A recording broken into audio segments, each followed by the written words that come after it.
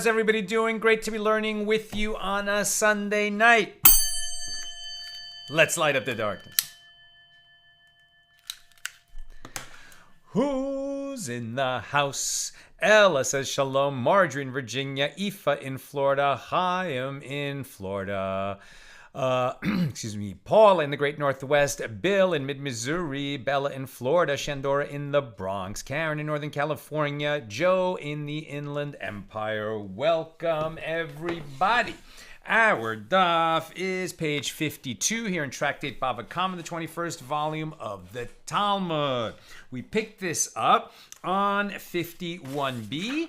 We are discussing Mishna number 6 here in chapter 5, which was a short Mishnah that if a pit belonging to two partners was uncovered and the first partner passed by it and did not cover it, and then the second passed by it and did not cover it, the second is liable for any damage caused by means of the pit. As we'll see, it's not exactly what it sounds like. The question is, when you've been involved or you've been in charge or you've created a hazardous situation and then you pass off responsibility for that situation, or let's say, when is it considered that you passed off responsibility for that hazard? So we picked this up near the bottom of 51b. Our Mishnah taught that if the first partner passed by the pit and did not cover it, and then the second also passed by it and did not cover it, the second one is liable. And the Gemara asks, and from what point is the first one exempt from responsibility for the pit? And Rabba and Rav Yosef both say a ruling in the name of Rabba bar bar Chana, who says it in the name of Rabbi Mani, but each one presents it differently.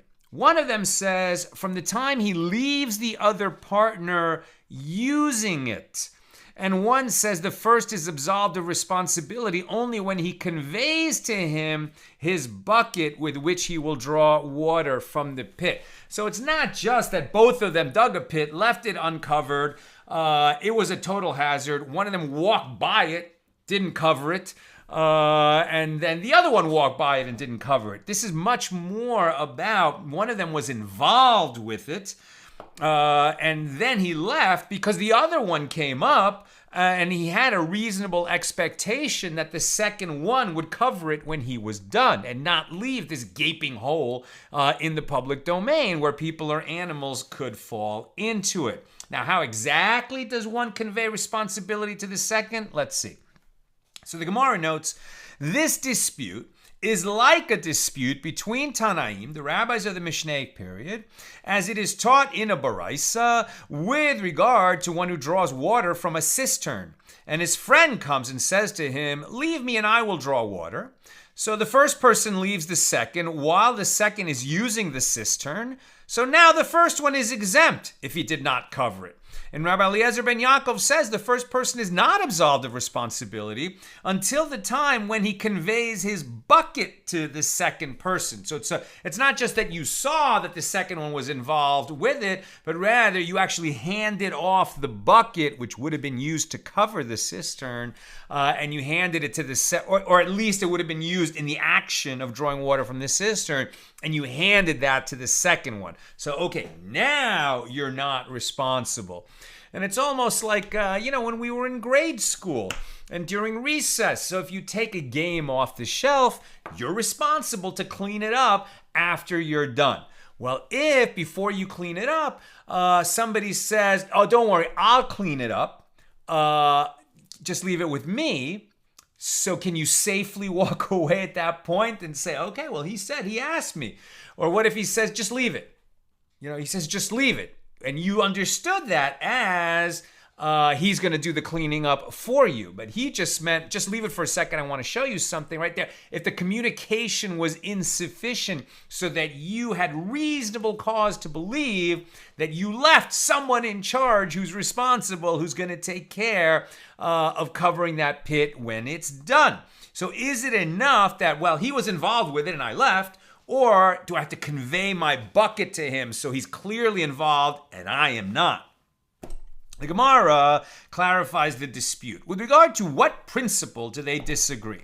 Rabbi Eliezer ben Yaakov maintains that there is a legal concept of designation. According to this principle, a situation in which certain aspects were not initially clearly defined can become clarified retroactively after a certain action or event occurs. And the law treats all the aspects as being clearly defined and identifiable from the outset because of this retroactive designation. So in this case, the water is considered divided between the partners before they draw it. Why are they partners? Because they created the cistern. It's not just people passing by.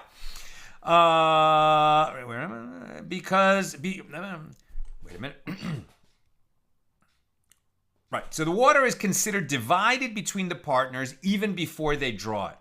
When they do draw water from their cistern, their co-owned cistern, it is treated as if this one were filling from his part of the cistern, the location of which has now been determined retroactively when he actually pulled that water out of it.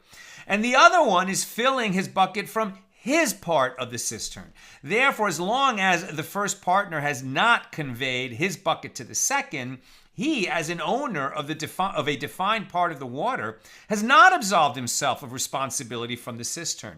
And by contrast, the rabbis, the majority who disagree with Rabbi Eliezer ben Yaakov, they maintain that there is no retroactive designation of water in a well, and they both have the right to draw water from the cistern.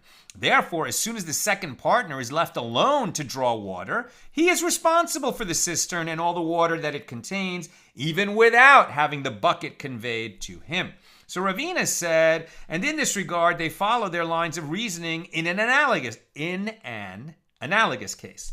As we learned in a Mishna, in Tractate Nedarim, page 45b, with regard to the case of partners that vowed not to derive any benefit from each other, it is prohibited for them to enter their jointly owned courtyard, as this would violate their vows. And Rabbi Eliezer, right, because if they cannot benefit from each other because of this vow that they have taken, and they co-own a courtyard, well then, if you walk in that courtyard, you are deriving benefit from the half of the courtyard that is owned by your partner. Now, if you could physically divide the courtyard so that you could actually only walk on your half, then you could use that half of the courtyard without deriving any benefit from your partner's half of the courtyard. But if it hasn't been physically divided in that way, you're not, because of your vow, if it's not nullified, you're not going to be able to walk in that jointly owned courtyard and still be observing your vow that you would not derive any benefit from your partner. So, as we learned in a Mishnah, with regard to the case of partners that vowed not to derive any benefit from each other, it is prohibited for them to enter their jointly owned courtyard, as this would violate their vows. Rabbi Eliezer ben Yaakov says it is permitted for them to enter the courtyard, since this one enters into his portion of the courtyard and that one enters into his portion. And the Gemara explains, with regard to what principle do they disagree? Rabbi Eliezer ben Yaakov maintains that there is retroactive designation, and retroactively, the section of the courtyard that each one enters becomes the portion that belongs to him. Therefore, this one enters his part and that one enters his part. By contrast, the rabbis maintain that there is no retroactive designation of which part it belongs to who in this shared courtyard, and each portion of the courtyard belongs jointly to both until they physically divide it. Having mentioned this law concerning the conveying of a bucket to transfer responsibility for the pit, the Gemara cites that which Rabbi Elazar says. With regard to one who sells a cistern, right, a well, to another, once the seller conveys his bucket to the buyer for drawing water from the cistern, the buyer acquires the cistern, right? We've talked many times about a kinyan, right? A kinyan is a formal act of acquisition. So it is not enough when you're selling something to a buyer to receive the money. Just because you received the money doesn't mean that the buyer has acquired the subject of the deal. If you're selling him an animal, he has to, for example, take hold of the animal's bit or his reins and pull it a few steps toward him, and then he has acquired the animal. right? If you're selling him some object, some article of personal property like this remote control, and you put it in his hand, and he's got it in his hand, okay, he's formally acquired it. If it was on a table, he gave you the money, then he picks it up. Okay, he has formally acquired it. But just the fact that the seller received the money is not an active acquisition. So here when we're talking, and then if you're selling a piece of land, right, it's more complicated. He can't pick it up. He can't draw it to him. So what they do is they exchange a handkerchief, right? Usually the seller will give the buyer a handkerchief. He'll receive it. It'll be done in front of witnesses, and that will be the formal act of acquisition for acquiring the field or that piece of land. So now they're talking about selling a cistern from the seller to the buyer. And they're saying that a way to accomplish the kinyan, the formal act of acquisition, is to hand him the bucket that's used for drawing water out of the cistern. Okay, that makes perfect sense. Let's keep reading. So with regard to one who sells a cistern to another, once the seller conveys his bucket to the buyer for drawing water from the cistern, the buyer acquires the cistern. And the Gemara asks, what are the circumstances? How does conveying the bucket serve to effect acquisition of the cistern? If he is acquiring the cistern by means of paying money, let him acquire it with the money that he paid, which doesn't work for the reason I just said. If he is acquiring the cistern by means of taking possession, then let him acquire it by taking possession, which is accomplished by using it. He paid the money, now he starts using it, he has officially taken possession. So the Gemara answers, actually, the case is where the cistern was acquired through taking possession, and in that case, the seller usually must say to him, go, take possession, and thereby acquire it for yourself. And in this case, when he conveys his bucket to him, he is like one who says to him, go take possession and thereby acquire it. Therefore, once he begins drawing water from the cistern, he has acquired it through taking possession. But wait, when did he acquire it? When he started using the bucket to pull water out of the cistern, or when he received the bucket? Now, the Gemara cites a related ruling. Rabbi Yehoshua ben Levi says, if one sells a house to another, once he has conveyed the key to the buyer has acquired it. Now we're actually on page 52a. And here too, the Gemara asks, what are the circumstances involving this sale of a house? If it was a transaction by payment of money, then let him acquire it by paying money. If it was by taking possession of it, let him acquire it by taking possession. What is the significance of transferring the key? And the Gemara answers, actually, the transaction occurred by taking possession. And in that case, the seller usually must say to him, go take possession and thereby acquire it for yourself. The guy starts living in it when he goes inside and inhabits it. And in this case, once he conveys the key to him, he is considered like one who says to him, go take possession and thereby acquire it. And similarly, Reish Lakish says in the name of Rabbi Yanai, with regard to one who sells a flock of sheep to another, once he conveys the mashkuchet to the buyer, he has acquired the flock. Now, they'll ask in a moment, what is the mashkuchet? But you can think of it as the alpha animal of the flock. And the Gemara asks, what are the circumstances of this case? If the transaction occurred by pulling the flock into his possession, then let the buyer acquire it by pulling. If it was by conveying it, let the buyer acquire it by the seller conveying it. And the Gemara answers, actually, it was a transaction by pulling. Like when you sell an animal to another, he acquires it by pulling it near.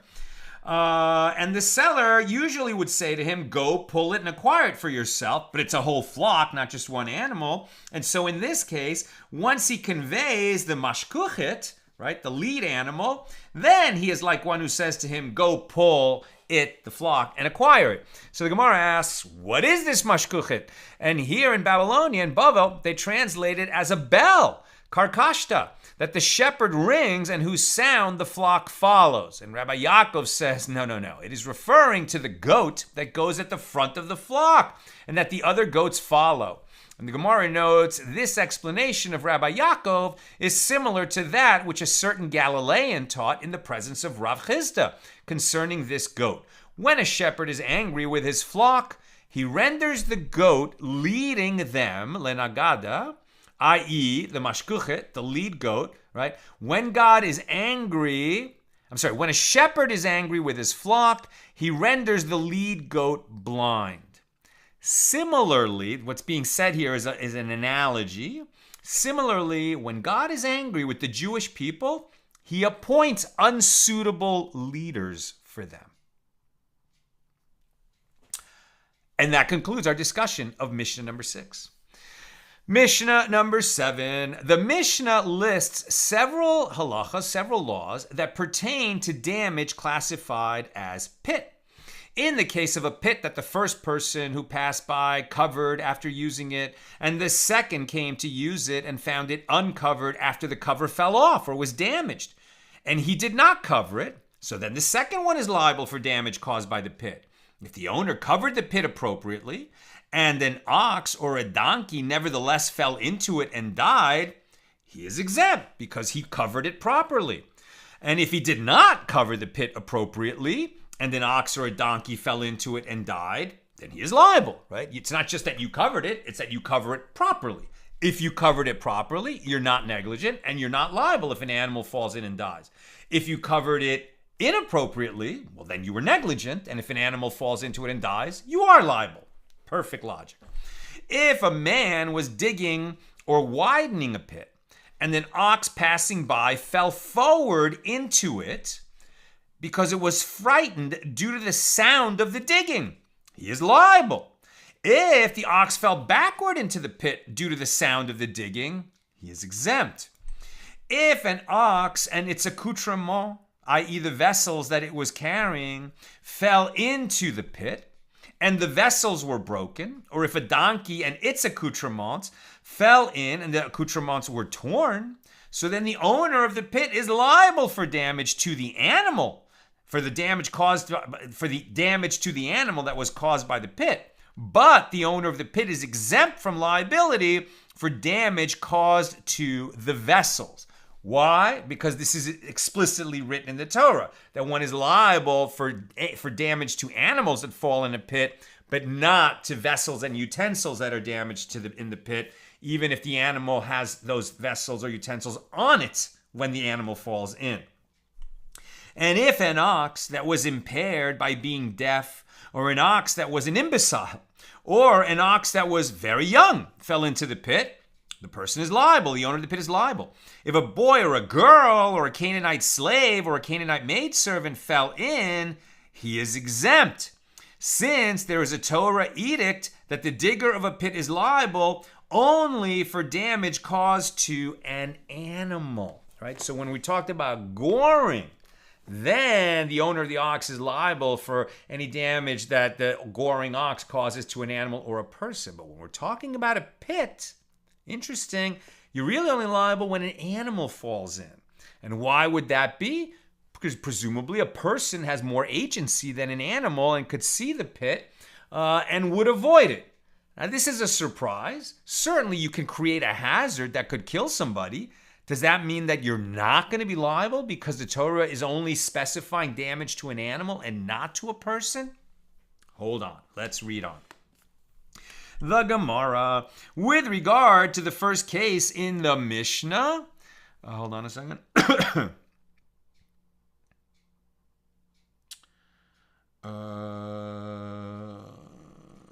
Okay, let's keep going.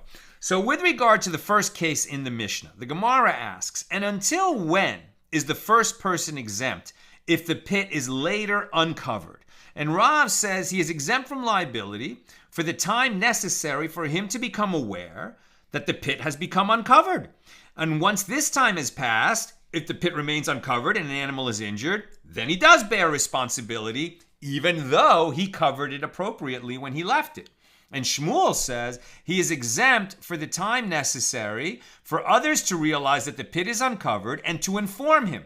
And Rabbi Yochanan says he is exempt for the time necessary for others to inform him that the cover has fallen down and for him to hire workers and cut cedar trees to make a suitable cover and cover it. Only after this period of time has passed does the first bear responsibility, assuming that when he left the pit, he did cover it appropriately. Now, the Mishnah teaches if he covered the pit appropriately, and nevertheless an ox or donkey fell inside and died, so then he's exempt because he wasn't negligent. And the Gemara asks, well, since he covered the pit appropriately, how did the animal fall in?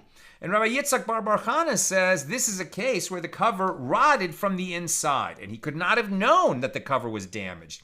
Therefore, he is not responsible for damage caused as a result. So a dilemma was raised before the sages. If he covered it with a cover that is able to withstand the weight of oxen, but cannot withstand the weight of camels, which are heavier. That was a surprise to me. Camels are heavier than oxen. I would have thought the opposite. But I guess if you think about it, the mass of the animal is similar, plus the camel has much longer legs and neck, etc. And maybe we're talking about small oxen, in the Middle East. I'm not sure. But at any rate, okay, camels are understood to be heavier than oxen. So this guy built a cover that withstands the weight of oxen walking over his pit, but it's not strong enough for camels. So what happened? The camels came and weakened it. And subsequently, oxen came and broke the weakened cover and fell into the pit. So then what is the law? And the sages said in response, what are the circumstances? If camels are commonly found there, well, then he's negligent, since he should have constructed the cover suitably for camels as well. And if camels are not commonly found there, well, then he is a victim of circumstances beyond his control, if by chance they did come and weaken the cover. So the Gemara answers, no, it is necessary to, unpack this dilemma in a case where camels come occasionally. In which case the question effectively becomes like this. Do we say that since camels come occasionally, he is considered negligent since he should have anticipated their coming? Or perhaps since now in any event there are no camels, he is a victim of circumstances beyond his control? Come and hear a possible proof from our Mishna. If he covered the pit appropriately and an ox or a donkey fell into it and died, he is exempt. So now what are the circumstances? If we say that he covered it appropriately for oxen and appropriately for camels, then how did they fall in? Rather, is it not the case that he covered it with a covering that was appropriate for oxen, but not appropriate for camels? Now we're on page 52b. So in this case, the following must be clarified. If it is a location where camels are commonly found, why is he exempt? He is negligent. And if camels are not commonly found there, it is obvious that he is exempt since he is clearly a victim of circumstances beyond his control. So rather, is it not the case that this is a location where camels come occasionally, and camels came, and they weakened the covering, after which oxen came and fell into it? And with regard to this case, it teaches that he is exempt. Apparently, since now, in any event, the camels are not there, he is considered a victim of circumstances beyond his control. You might think of it that way, but says the Gemara, no. Actually, the scenario is where he covered it appropriately for oxen and appropriately for camels. And as for what was difficult for you to explain, how did they fall if he made a cover that was appropriate even for camels? Rabbi Yitzchak bar Chana says it is where the cover rotted from the inside, and so nothing can be derived from here with regard to the question posed above with regard to camels. It's not really relevant that it was camels. He made a very strong cover. It would have withstood any animal walking over it, perhaps even elephants. But it rotted from the inside due to circumstances beyond his control, and he wasn't aware that it was happening. So he wasn't negligent. He didn't do anything wrong. It was circumstances beyond his control. He had no reason to believe that it could rot from the inside. That would be a very unusual circumstance. Now the Gemara suggests, come in here a different proof from the Mishnah. If he did not cover the pit appropriately, and an ox or a donkey fell in and died, he is liable. Now, what are the circumstances? If we say that he did not cover it appropriately for oxen, and he did not cover it appropriately for camels, and they fell in, well, it is obvious. Does it need to be said that he is liable? Rather, is it not referring to a case where he covered it appropriately for oxen, but not appropriately for camels? And if this is the case, the following point must be clarified. What are the circumstances? If camels are commonly found there, he is clearly negligent. But if camels are not commonly found there, he is a victim of circumstances beyond his control. So rather, is it not referring to a case where camels come occasionally, and camels came, and they weakened it, and subsequently oxen came and fell into it? So in this case, our Mishnah is teaching, according to this analysis, that he is liable, apparently since they do come occasionally, he is considered negligent since he should have anticipated that they might have come. Well, since they come sometimes, he should have anticipated that they could have come and walked over his cover of his pit, weakened it, and then later oxen would fall in. So the Gemara responds to this analysis. Actually, it is possible that he covered it appropriately for oxen, but not appropriately for camels, and camels are commonly found there. And as for what was difficult for you to explain, in such a case, he is considered negligent and should be liable, rendering the ruling in the Mishnah superfluous. One may answer that since the Tana needs to cite the first clause with regard to the law if he covered it appropriately, he cites the latter clause as well with regard to the law that if he did not cover it appropriately, he is liable. Right? You might have said, well, did this need to be said? And the Gemara is saying, yeah, it needed to be said. Now, there are those who say that the discussion went a little bit differently, like this. With regard to this, also, we certainly did not raise the dilemma because since they occasionally come, he is considered negligent as he should have anticipated the possibility. When we raised the dilemma, this is the dilemma that we raised. He covered it with a cover that is able to withstand the presence of oxen, but is unable to withstand the presence of camels, and camels are commonly found in the location. So what actually transpired was that the cover rotted from the inside. In this case, what is the law? Do we say, since he was negligent concerning camels, he is considered negligent also concerning the rotting? Or perhaps we do not say that since he was negligent concerning camels, he is considered negligent concerning the rotting. And since in practice he is not to blame for the incident, he is not held liable, right? So he was negligent with regard to camels, but it wasn't camels coming that caused the cover to break. Rather, it was this other factor, rotting. So he did something wrong, but that's not what caused the accident.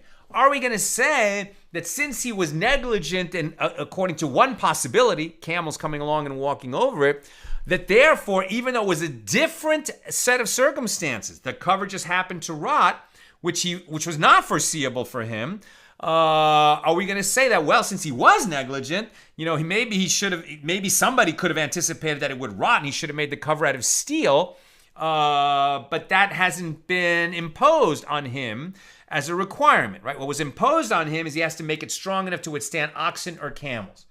He didn't make it strong enough for camels. It ended up rotting not because of camels, but do we say since he's negligent in one area, anything that happens, it's his fault? Or are we going to say, well, look, the facts show that it had nothing to do with his failing to anticipate and prepare for camels walking over it that caused it to break. It was the fact that it rotted. He had nothing to do with that, so he's exempt. What are we going to say? So the Gemara suggests, come and hear a proof from the Mishnah. If he covered the pit appropriately and an ox or a donkey fell into it and died, he is exempt. And it was stated with regard to this that Rabbi Yitzchak Bar Chana says this law applies where the cover rotted from the inside. So the Gemara clarifies, what are the circumstances? If we say that it is referring to where he covered it in a manner appropriate for oxen and appropriate for camels, and still it rotted from the inside, isn't it obvious that he is exempt? Being unaware of this, what should he have done? So the Mishnah must be talking about a different set of circumstances. Rather, is it not referring to a case where he covered it appropriately for oxen, but not appropriately for camels, and camels are commonly found in that location? And the strength of the cover vis-a-vis oxen and camels is not relevant to the law here because the cover rotted from the inside. And the Mishnah teaches that he is exempt. So apparently we do not say that since he is considered negligent concerning camels, that he is also considered negligent with regard to rotting. And the Gemara rejects this analysis. No, actually the case is where the cover was appropriate for camels and appropriate for oxen, and it rotted from the inside. And as for what was difficult for you to explain, when it rotted from the inside, what should he have done and shouldn't he be exempt? There is nevertheless a novelty in this ruling. It is necessary lest you say that he should have gone and knocked on the covering to ensure that it was not hollow on the inside. Therefore, the Mishnah teaches us that he is not required to check to this extent, right? So you might surmise that, well, if in a region of the country it happened a bunch of times that people covered it in a traditional way, and that was fine. But over time, the wood that became available for people to build covers out of started to rot, right? Or maybe like insects moved into the region that hadn't been there before. And then it started to happen that these covers were rotting with some frequency. Well, then you would say, okay, now you are held to the standard of checking for rot. And you can't say that, well, you built it the way it's always been built, which was strong enough for camels and oxen, because now rotting is a factor. But until it becomes a factor that's well known to people and that we expect them to check for it, then he would be exempt if rot is what caused it. So the Gemara suggests, come and hear a proof from the continuation of the Mishnah. If he did not cover the pit appropriately, and an ox or a donkey fell into it and died, he is liable. And the Gemara clarifies, what are the circumstances? If we say that it is referring to where he did not cover it appropriately for oxen and he did not cover it appropriately for camels, does it need to be said that he is liable? Rather, is it not a case where he covered it appropriately for oxen but not appropriately for camels? So in this case, the following point needs clarification. If camels are commonly found there, he is negligent and should be liable. And if camels are not commonly found there, he's a victim of circumstances beyond his control. So rather, is it not the case where camels are commonly found there and it rotted from the inside? And the Mishnah teaches us that he is liable. So apparently we do say that since he is negligent concerning the camels, he is also considered negligent concerning the rotting, and he is therefore liable. And they said in response, no. I'm almost done. Questions or comments, please get them in. No, actually it is referring to where he covered the pit appropriately for oxen, but not appropriately for camels. And camels are commonly found there. And camels came and weakened the cover. And subsequently, oxen came and fell in. And as for what was difficult for you to explain, it is obvious that he is liable since he is clearly negligent, because he didn't make it strong enough for camels, and camels are commonly found there. So then what novelty was being introduced by the Mishnah? And the answer is that since he needs to cite the first clause of the Mishnah, i.e. where he covered the pit appropriately, the Tan of the Mishnah therefore cites the latter clause as well, i.e. where he did not cover it. And the Gemara suggests, come and hear a different proof from the Mishnah. If an ox that was impaired by being deaf, or an ox that was hold on a sec. Right. If an ox that was impaired by being deaf, or an ox that was an imbecile, or an ox that was very young, or a blind ox falls into the pit, he is liable. And if the ox was of standard intelligence for its species and was walking in the day, the owner of the pit is exempt, since the ox should have been aware of the pit. And the Gemara asks, but why is he exempt? Let us say that since he is considered negligent concerning a deaf ox, he's also negligent concerning an ox of standard intelligence. So rather, is it not correct to conclude the following principle from here? We do not say that since he is negligent with regard to one matter, it is also considered negligence with regard to another matter, but he is held liable only for the damage actually attributable to his negligence. And the Gemara affirms, yes, conclude from the Mishnah that this is so, right? So bottom line, just because you're negligent doesn't necessarily mean that you're going to be liable unless it can be shown that your negligence contributed to the damage that was actually done.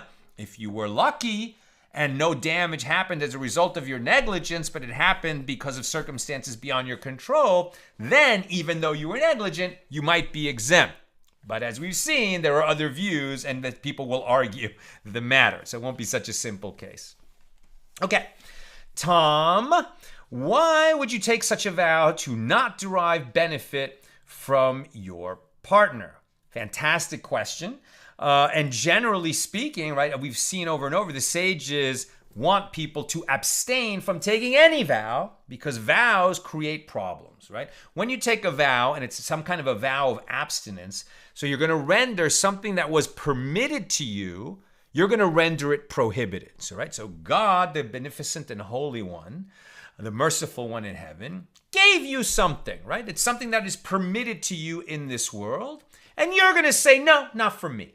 Right? Same idea as taking the vow of a Nazir, right? To say I will not, I will not enjoy any product of the grapevine, not wine, not brandy, not grape vinegar, etc. So you're going to render something that was permitted to you prohibited. And now, because you took that vow, if you go ahead and drink wine, then you've broken a vow, you've got a problem, you have to bring a sin offering, you got to bring various offerings, you're not allowed to cut your hair, you might have to cut your hair again, start the period of your Naziris over again, etc. So the sages really frown upon taking vows. But if you do take such a vow, it's binding. Now, why would somebody say, I render your property forbidden to me? Why would you say something like that? Really what you're saying is, I don't want to have anything to do with you, right? And it's a sloppy way of doing that. A better way would be to say, I don't have anything to do with you. God, please help me. I don't have anything to do with that person. I don't want to see him or be in the same room with ever again. And perhaps a person thinks, I'm not going to be able to hold to that. I need something to buttress my commitment to never have anything to do with that person again. And so they take such a vow. And it might help them, but as we've seen, it could create other problems that could really become problematic and lead to transgressions, and that's why the sages advise against it. Bill, one has to wonder if there's a chicken and egg problem here. For a nation with unsuitable leaders is liable to do that which is displeasing in the eyes of the Lord. We might say that this teaching tells us that God is more than willing to give us enough rope to hang ourselves. Yeah, I think so. Listen, the Jews are having a tough time right now, right? Whenever I speak to people I haven't spoken to in a while, it's always like, hey, how you doing? Well, okay, considering. That's how all Jews are talking to each other right now. Now, it is, as we've seen over and over again, right? In the Gemara, the way that the sages look at how things are going for us is, God said in the Torah that if the Jews as a nation are not clinging to Hashem and to the Torah, bad things are going to happen. And that has been borne out over and over and over and over in our history. Thank God. God also promised that he would never abandon us, right? And so there's kind of like this cyclical wave of, coming closer and further away from God as a nation, right? We're not talking about individuals because you can't see. This is a world where God hides. That's the purpose of this world, so that we have free will, whether I have faith or not. But as a nation, we see this over and over again. So I think, Bill, you make a really good point. Are we electing bad leaders or appointing bad leaders because we're already distancing ourselves from Torah? We're losing the wisdom that Torah gives us. We're losing the protection that Torah gives us, and so we appoint bad leaders? Or is it that, we would have appointed good leaders, but because we're distant from Torah, God sends us, bad leaders? It's hard to say. But it is just, we lose protection when, as a nation, we stray from our core principles of Torah. And I think, we see that over and over again. We also have the teaching that not just the Jews, but for all peoples, God does sort of take a more personal hand in the actions of world leaders, right? Of national leaders, kings. So kings and presidents, prime ministers, whatever you want to call them, as appropriate for the country, that because God is always steering, the planet, is always steering the world, is always steering history, we can't understand God's design, but we have faith that God has a design in history. And so therefore, God must be taking a sort of more, on-hand approach to the actions of leaders, because the actions of leaders affect so many people, right? And so not just the Jews, but in a sense, many nations, right? All nations not necessarily get the leader that they deserve, right? Because what one nation is doing may be necessary for what another nation has to deal with, what world history demands in God's eyes, which we can't understand.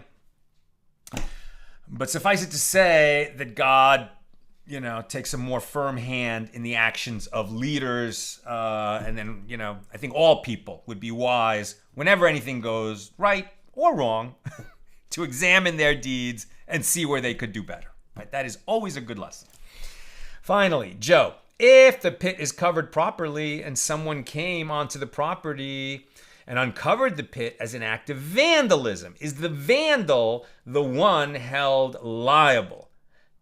We haven't covered that yet, so I can't be 100% sure, but I got to say I'm 99.9% sure that yeah, because as we see, if the owner covered it properly and then an ox or a donkey fell in, then he's exempt, right? And as we saw, the Gemara discussed that, well, if the pit became uncovered, then we, give some reasonable amount of time for the owner to become aware that it had been uncovered and to take appropriate action to cover it. Now, if the reason it was uncovered is because somebody committed an act of vandalism, well, the Torah has already said, if someone uncovers a pit or digs a pit, right? So the one who uncovered the pit was the vandal. So for sure, he is going to be liable for the damage that ensues in that situation, according to explicitly written Torah law. That's what I've got for us tonight. With God's help, we'll be together again tomorrow at the regular time, 6 p.m. Pacific, to continue with page 53 here in Tractate Bava Kamma. Have a great night.